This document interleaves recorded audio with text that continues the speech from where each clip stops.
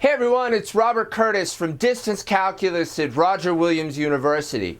In this video I'm going to talk about the AP Calculus exam. So you might be a student, you might be in high school, and you might be enrolled in your AP Calculus course, and you're getting ready to take that AP exam. Of course, remember there's two exams. There's the AB exam, and that is equivalent to Calculus 1. And then there's the BC exam, and that's equivalent to Calculus 2.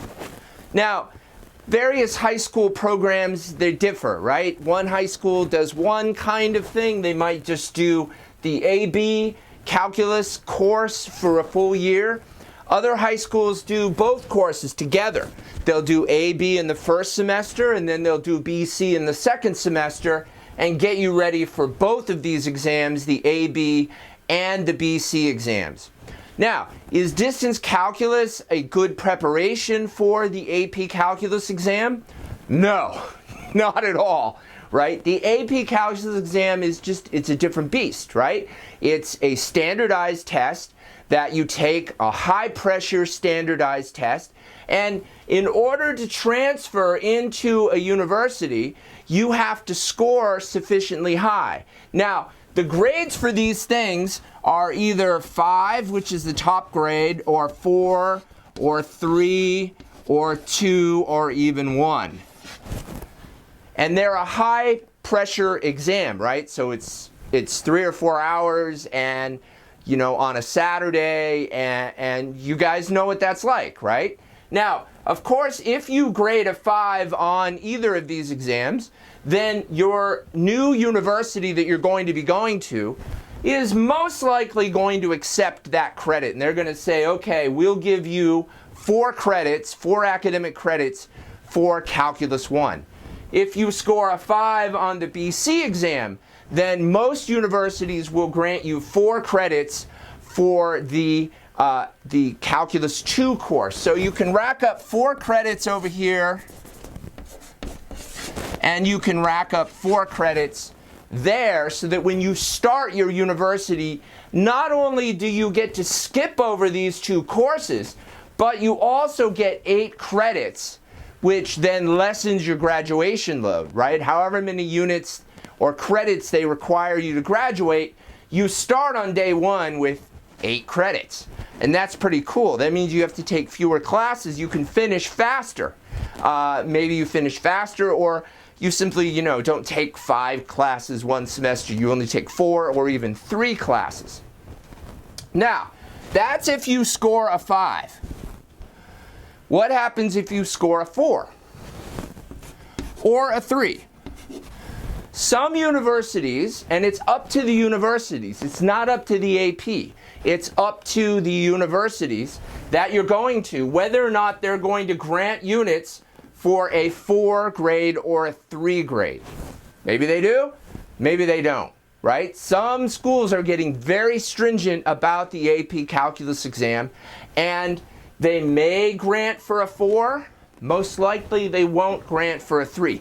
You can look in their university catalog, and they'll tell you what their policy is. Do you either have to get a 4 or a 5 to be able to earn these credits? So what happens if you're not, super rock star on that Saturday morning, who is every day of the year, and you don't get a 5, and you don't get a 4? What if you don't even get a 3?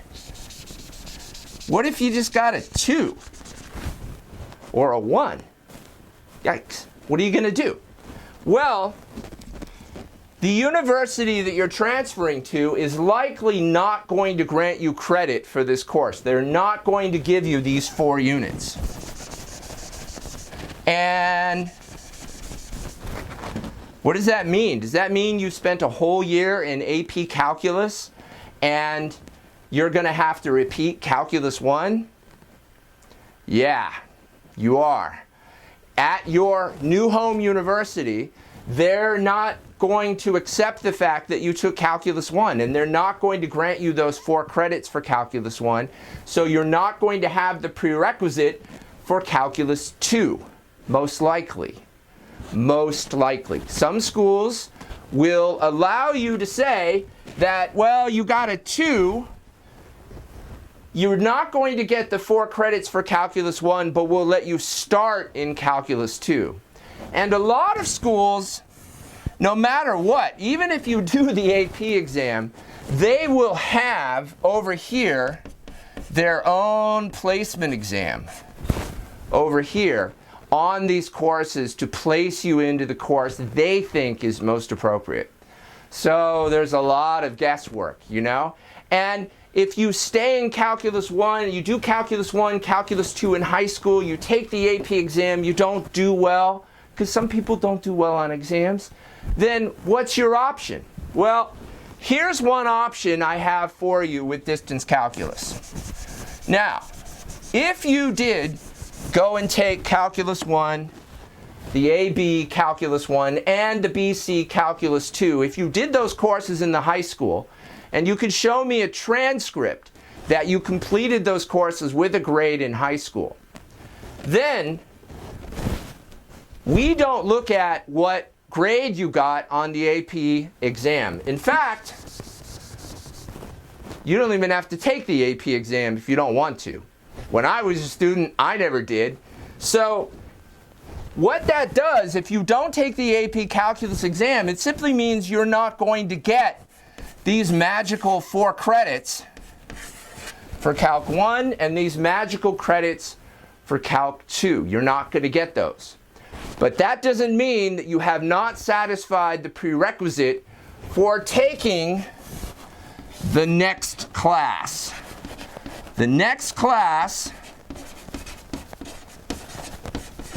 is Multivariable Calculus,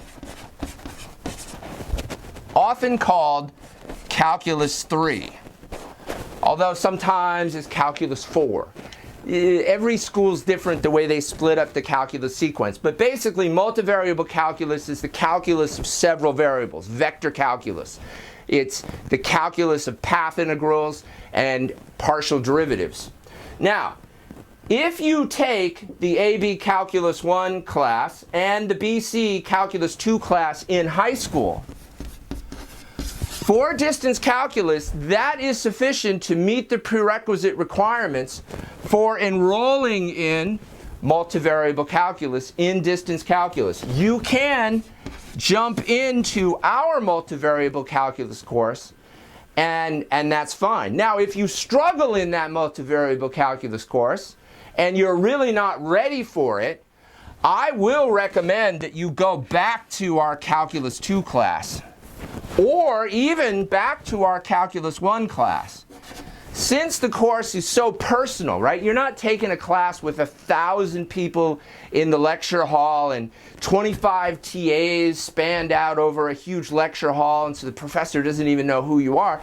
I know all of our students in distance calculus. So if you struggle in the multivariable calculus course, then we do have the option of saying, look, you need to go back to the Calculus 2 course or even the Calculus 1 course. Let's move your enrollment back to that class and let's redo this class because your fundamentals are not strong enough. But most of the time, I would say 95% of the time, maybe 97% of the time, students who complete the AB Calculus and the BC Calculus in high school are very well prepared to move on to multivariable calculus, especially our multivariable calculus, which is an experiment and data-based class, not a memorize the formulas, do you remember how to integrate the arctangent. None of that stuff is going on. So we find a lot of success with that. So we have a lot of students who took the Calc 1 and Calc 2, the AP Calculus courses in high school, and then they decided, well, you know what? I don't really want to take that big exam at the end. It's pressure, I don't do well on exams. Not everyone does well on exams, and I just don't, it's not for me. I just don't want to do that. And they ask, can I use this high school transcript to then move into multivariable calculus? And the answer is yes, you can in distance calculus. Can you do the same at your new university that you're going to be transferring to? I don't know, probably not. They like to do that credit based upon that exam and sometimes a placement exam into the calculus sequence. We don't work that way. Now, one thing you cannot do in this is if you do these courses in high school, these additional credits that you might earn and want to bring with you for Calculus 1 and Calculus 2, you can't recoup those. That's okay. It was a high school class, right? So just because you don't bring these 8 units with you, so what? What you're going to earn in multivariable calculus is 4 credits. And the beautiful thing about it is, you do this class with distance calculus, you earn an academic transcript from Roger Williams University saying you have 4 credits for this multivariable calculus course. And then when you go to your university, your new university that you're going to be starting after high school, and they say, oh, what's your math at? You don't have to play any games with, gee, I took the AP Calculus exam and I only got a 2 or a 3. You skip over those things. You say, I took multivariable calculus through distance calculus. Here's my 4 credits of multivariable calculus. And maybe you also went and did our differential equations course. Maybe you also went and did our linear algebra course.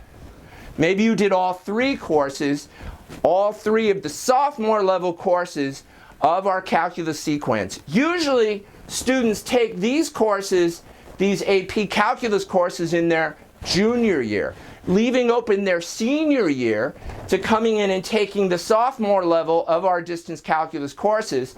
And then you earn the credits here in these courses and transfer them not by the AP mechanism, but by real academic transcripts to your new school. That is one way to interface with the AP Calculus exam in case you either don't want to do the AP exam or you didn't score very well on it. All right?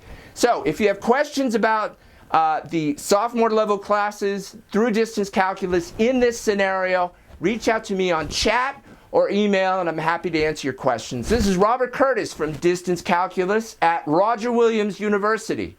We'll see you soon.